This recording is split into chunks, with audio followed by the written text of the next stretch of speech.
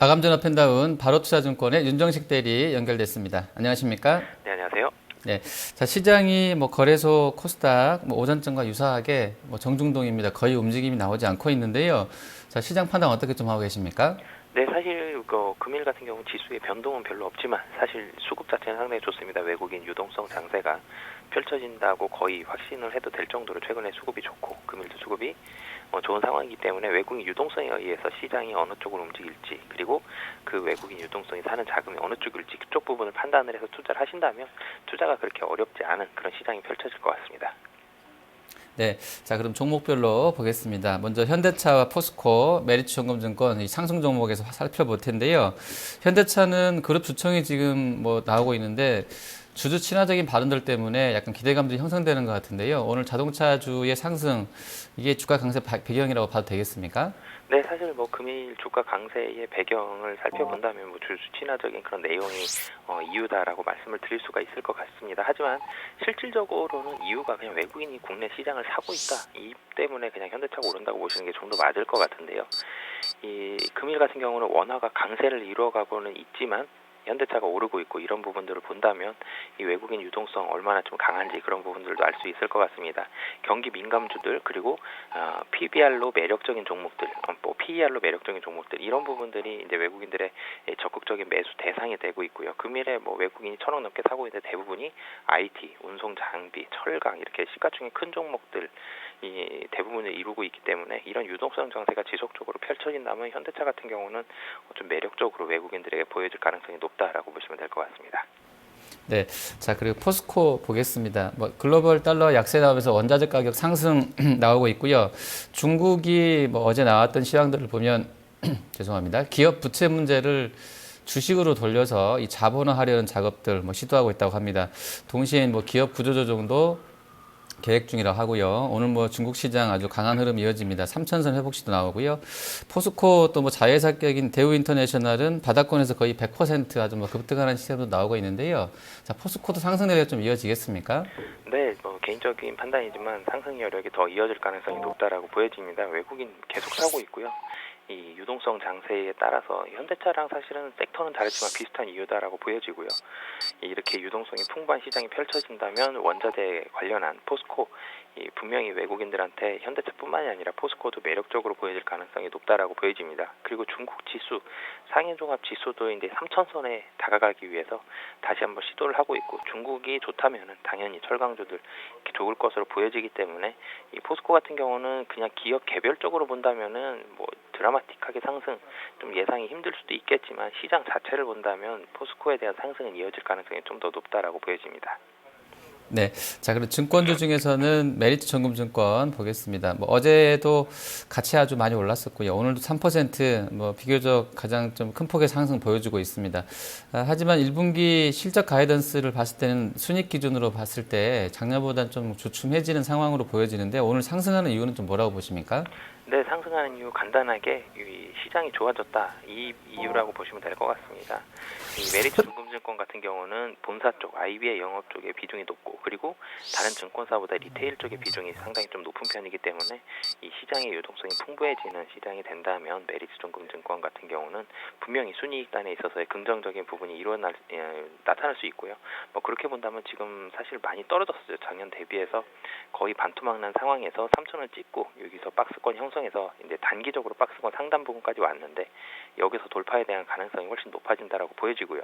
그런 부분들에 대한 이유는 수급적으로도 상당히 좀 증명이 되고 있습니다. 금일 같은 경우 기관이 상당히 많이 사고 있기 때문에 그런 부분들 본다면 박스권 돌파의 가능성이 높다라고 이렇게 보여집니다. 네. 자, 그리고 바로 하락으로 가보겠습니다. 지금 오늘 주신 게 대상하고요. 인트론 바이오, 또 원익 IPS입니다. 대상은 글쎄요, 2월 중순 이후로는 그냥 지금 현재 3만 원 초중반에서 한 달 이상 횡보하고 있습니다. 낙폭이 오늘 아주 깊지는 않은데 오늘 좀 골라주신 이유가 뭐가 있을까요? 네, 사실은 좀 원화가 강세가 되는데 식품도 떨어지고 있고 자동차 올라가고 있고 조금 특이한 시장이다라고 이렇게 보여져서 사실 식품주들 좀 오늘 보고 있었는데요.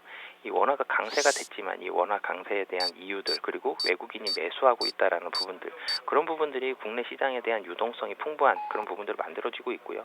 국내 시장이 올라간 이유는 명확하게 외국인이었기 때문에 외국인들에게 어느 주식이 더 매력적으로 보여지냐라는 부분들을 봤을 때는 원화가 강세가 되면서 식품주한테 유리한 부분이 펼쳐지는 건 맞지만 외국인들한테 매력적인 주식으로는 덜 보여지는 부분이 있고요. 식품주들은 내수주보다는 수출주들 중에서도 경기 민감주들이 유동성이 풍부해지는 외국인의 유동성 장세에서는 더 매력적으로 보여지기 때문에 대선 같은 경우는 금일 같은 경우는 환율의 영향을 거의 받지 않고 떨어지는 이유는 간단하게 외국인들한테 덜 매력적으로 보였기 때문이다라고 보시면 될 것 같습니다. 네. 자, 그리고 코스닥 제약업종 중에 인트론 바이오 9만 원대에서 거의 뭐 한 15% 20%가량 단기간에 아주 뭐 급락세를 타고 있는데요. 이 종목은 좀 어떤 악재일까요? 아니면 그냥 수급적인 요인으로 좀 봐야 될까요?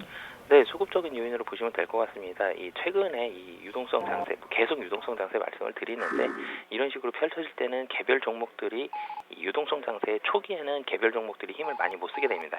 유동성 장세의 뒷부분, 중후반으로 가면 갈수록 박스권 상단에 대한 부담감이 올라가고 이 상단 돌파가 좀 힘들어질 때에는 이 개별 종목들이 좀 더 힘을 쓰게 되는데요. 인트론바이오 같은 경우는 전체 시장을 움직이는 큰 종목이다라기보다는 그래도 개별적인 성격이 좀 강하기 때문에 최근 들어서 좀 약세를 보였고요. 하지만 빠른 속도로 올라왔지만 그래도 하락의 이유가 사실 없이 위에서의 차익 실현 매물의 성격이기 때문에 이 저가 대비해서는 어느 정도 많이 올라와 있는 상황이고 이 자리에서는 기간 조정이 조금 더 나올 가능성이 높다라고 이렇게 보여집니다. 네. 자, 그리고 장비분 중에서는 원익 IPS 보겠습니다. 이게 역시 또 수급적인 요인이지 않을까 싶은데요. 저번에 이제 2월 달 정도에 기관 쪽에서 3월 3일이네요. 기관에서 200만 주 매도 나오고 나서는 거기가 이제 12,400원, 전날 주가가 한 13,000원 선이었었는데 그날 밀리고 나서는 크게 반등다운 모습을 좀 보여주지 못하는 것 같은데 이 종목은 아무래도 수급 이슈가 좀 강하다고 봐야 되겠습니까? 네, 뭐 수급 이슈가 대부분이다라고 보시면 될 것 같습니다. 사실은 반도체 쪽 그리고 OLED에서도 이 원익 IPS 같은 경우는 수혜를 좀 볼 수가 있는데요. 이 수급적으로 최근 들어서 좀 좋지 않은 모습들이 나오고 있고 원익 IPS가 시장에서 그렇게 매력적인 부분으로는 아직 보여지지 않기 때문에 금일 같은 경우도 좀 하락을 하고 최근 들어서 수급이 좀 좋지 않다라고 보시면 될 것 같고요. 그리고 최근에 반도체 종목 자체들도 좋지가 않습니다. 뭐 그런 부분들이 원익 IPS를 포함한 전체적인 반도체 종목들 시장 자체가 조금은 다운돼 있기 때문에 이 섹터 자체가 조금은 안 좋게 보여지는 시장에서 조금 덜 주목받는 그런 이유가 되는 것 같습니다. 네. 자, 마감 전략 여쭤보겠습니다. 지금 어제 2000선 장중에 터치하고 나서는 고점에 좀 밀려서 마감됐었고요. 오늘도 좀 올랐다가 96선에서 다시 또 밀리는 상황입니다. 아주 낙폭이 크다고는 할 수는 없겠고요. 그냥 조금 뭐 쉬지 않느라는 분위기도 있는 것 같고요. 또 일각에서는 뭐 PER로 봐서는 지금 너무 비싸다라는 쪽도 있는데 자, 지금 구간 1990선 정도 초입인데요. 어떻게 좀 전략을 짜야 되겠습니까? 네, 사실 밸류에이션적으로는 국내 증시는 이제는 뭐 크게 매력적인 그런 시장은 아닙니다. 하지만 다음 주 정도에는 2000선 다시 한번 도전해볼 가능성이 높다라고 보여지고요. 그리고 200일선이 85 정도에 걸쳐 있었는데 거기를 한 번에 돌파하면서 이 수급 자체도 외국인이 상당히 좀 잘 사주고 있기 때문에 분명히 2000선은 다음 주에는 도전할 가능성이 높다라고 보여집니다. 하지만 2000선 위에서는 올라갈 수 있는 업사이드 자체는 지금 국내 증시의 밸류에이션이 크게 매력적이지 않기 때문에 조금은 걸릴 수 있다. 그래서 외국인 유동성 장세가 조금은 빨리 끝날 수도 있다라는 부분을 말씀드리고 싶습니다. 네, 알겠습니다. 오늘 말씀 잘 들었습니다. 네, 감사합니다. 네, 마감 전 업앤다운 윤정식 대리였습니다.